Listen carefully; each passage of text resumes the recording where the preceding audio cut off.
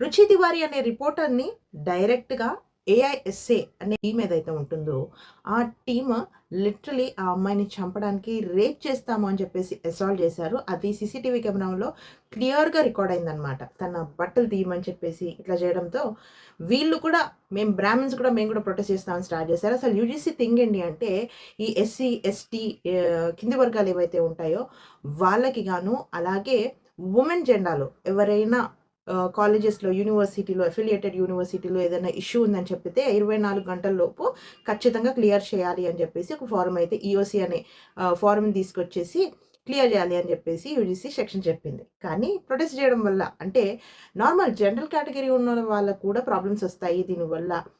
Legal actions వాళ్ళ మీద ఎక్కువవుతాయి అని చెప్పడంతో అది కూడా ఆపేయడం జరిగింది. కానీ ఈ ప్రొటెస్ట్ మాత్రం ఆగడం లేదు. అలాగే రుచి తివారీ మీద కూడా అటాక్ జరిగింది. అలాగే రుచి తివారీ బ్రాహ్మిన్ వర్గం కూడా ప్రొటెస్ట్ చేయడం స్టార్ట్ చేసింది. మరేమవుతుందో ముందు ముందు చూడాలి.